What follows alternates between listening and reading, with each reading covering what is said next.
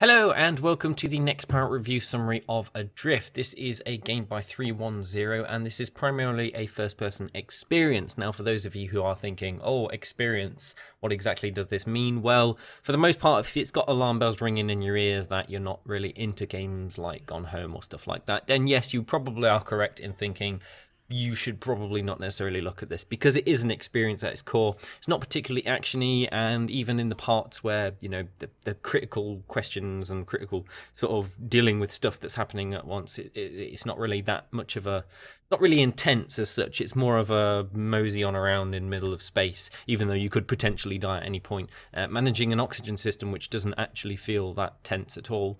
And, you know, a lot of it is down to this game looks pretty, which it achieves very well. It does look fantastic. It's made in Unreal Engine 4. And it's one of the few Unreal Engine 4 games that is sort of hyper-realistic in that everything looks as it should, almost exactly to life. My only problem with Unreal Engine games is that when they try to make themselves look realistic, they just make everything shiny, and this is no different to that sort of class of games, but it still looks fantastic. So overall, it only took me about 4 hours total to get my impressions of this title. The first hour and a half was spent playing the game and getting somewhere I shouldn't have been, by accident, simply because I decided to go exploring, and my oxygen was supposed to run out by the time I got there, but I managed to get there in one swift push, grabbed an oxygen tank as soon as I got in there, did some objectives I thought I was supposed to do, and then ended up locked in a room because I wasn't supposed to be there at that point in the game, and it was a checkpoint, so I would respawn there, locked in this room, and had to start again after an hour and a half, so that was fun. And then after that, I spent another just under 3 hours completing the game and sort of doing some of the side objectives, but not necessarily focusing too much on them. So if you play the game from start to finish, don't mess up, and you go for all those side objectives, you're probably looking in between 3 to 4 hours for this experience, as it were. Which is not too bad.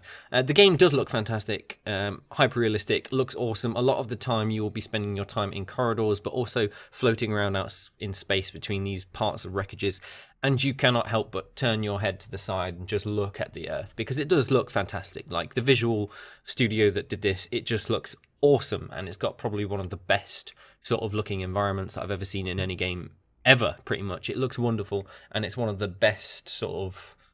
It's really a visual marvel, and I think a lot of games are going to struggle to come close to this level of graphics. It looks just spot on perfect. The environment is also absolutely huge. Now, you are sort of encouraged to go exploring, but for the first 2 hours, you kind of don't really want to go exploring because you'll die, because there's not enough oxygen to the places you want to get to unless you go through these sort of pre-made, very linear areas of where you should go and where you shouldn't go. And so exploring is actually kind of punished in a weird sort of way, which is a bit annoying for a game that sort of let loose the player in an environment that everybody wants to be in. But it does look cool, and you can float around and sort of explore a few different things. And the environment, as I said, it is so huge. There is an awful lot to see. And there are a few hidden areas and a few little bits of audio logs that you can sort of go out and grab those if you do want to. But for the most part, if you're playing the game to complete the objectives, you're going to miss out on, like, a huge amount of the area that the game has to offer. And I feel like that's sort of where the game sort of shot itself in the foot in a weird kind of way.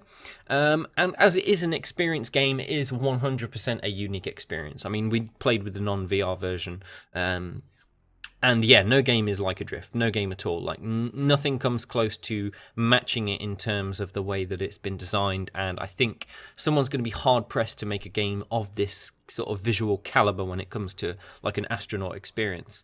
Although I'm sure many people will try, and it really has come in the age of when The Martian and the film Gravity, and it does liken itself to Gravity quite a substantial amount. It's that sort of gameplay, that sort of story, and yeah, I think it does a very good job of sort of setting itself apart from everything that is currently out there. So, which is a good reason why it was one of the top 30 titles coming out with VR. Now, what I have to say is, I don't necessarily think the VR experience would make it better than it is. I mean, of course, it's going to improve it slightly, and you can look around while you're moving it and all that stuff, but the game, the actual game parts are not actually that fantastic, which is a little bit disappointing. So the experience looks nice, and the VR looking around will probably be fun for all of half an hour, but after that you would then come to the bland monotony that is the actual gameplay. So as I said, you feel quite punished for exploring, which is a bit annoying because that's, I imagine that's what a lot of players will want to do when they first get in there. And exploring is quite difficult because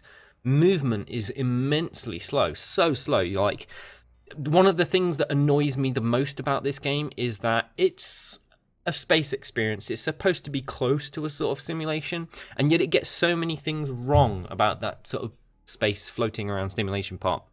For starters, the velocity is capped at like 1 ms, 1 meters a second. That's it. You can't go any faster than that, despite the fact that Newtonian travel dictates that you can. And you can use your boosters to get to a certain velocity, and then once you've hit that velocity, using them again will not make you go any faster. You won't permanently gain acceleration in a direction.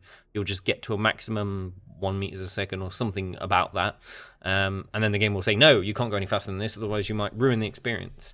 And the other thing is the boost system, which you learn about in the tutorial. You do eventually get it about, again, 2 hours in, and the boost system is really quite annoying because it speeds you up while you're holding it down, but then when you let go of it, it slows you back down to your normal velocity speed, which is really, really annoying considering this is supposed to be a game about being an astronaut and floating around in space and accidentally buggering yourself up by going too fast. So it's kind of a space experience, but it's wrong, and it's aired too far on the side of arcadey for me to take it too seriously, which is really, really a massive disappointment for me because, that's a lot of the stuff that can go wrong when you're floating around in space and you're the lone survivor. You accidentally go too fast and end up burning up in the Earth's atmosphere, but whatever, that's one of the things.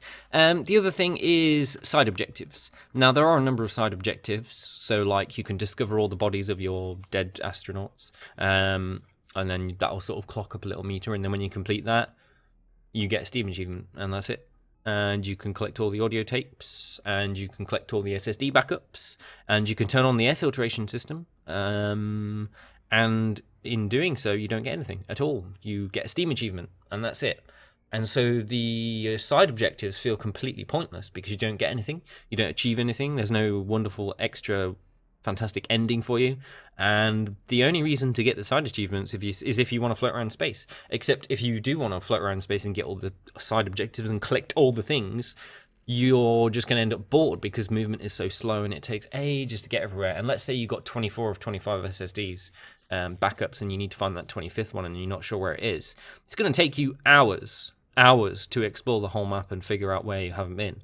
So these side objectives are an interesting way of elongating the experience, but they elongate it in a way that is just not good.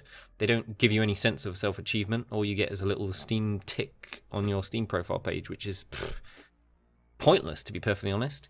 Main gameplay revolves around going to this node in the center, pressing a computer terminal, it saying that the core is corrupt, it telling you need to go and turn on the core. So you go turn on the core, and you collect this little thing, and you go back to the middle, and you place this disc on the thing. And you do that 4 times. Well, actually, you do it 5 times, because, of course, the 4th time you do it, it doesn't quite work out as it should do, and then you have to go around this really long ring to this other place, make another core thing the 5th time, and then bring it all the way back and activate it, and then sort of the game ends. So you spend 4 hours literally doing the same thing over and over again. But of course, the path to those cores is slightly different each time, and there might be a couple of hazards, and you might have to turn on the radar arrays or whatever the hell they are.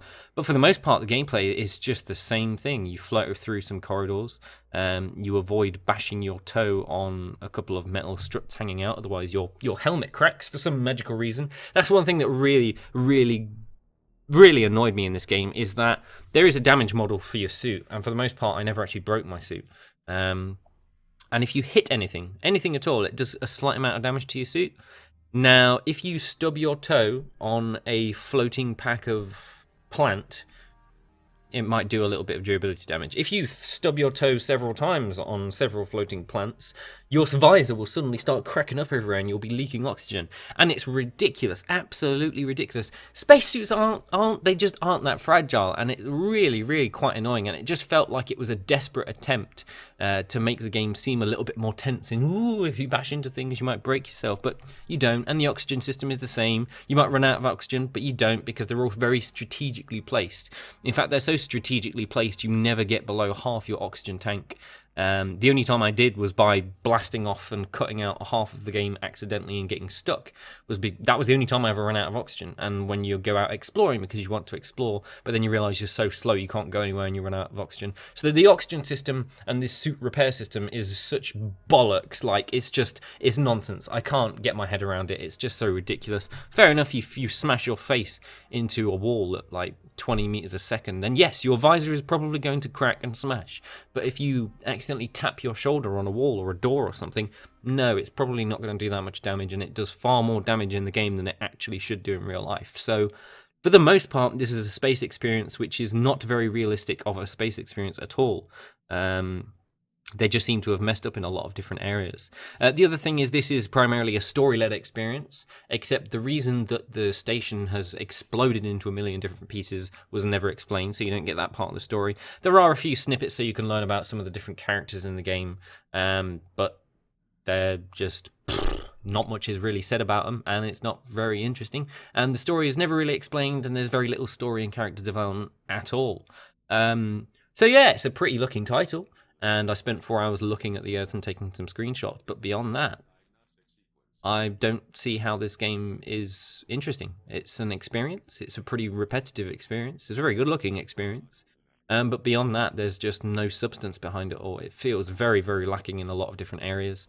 And I don't think playing it in VR is going to make it much better. It might make the first 30 minutes better. Might make it a little bit more interesting. But for the most part, this game infuriated me because it was just too circumstantial in everywhere, and it just felt like it was lacking in an awful lot of things.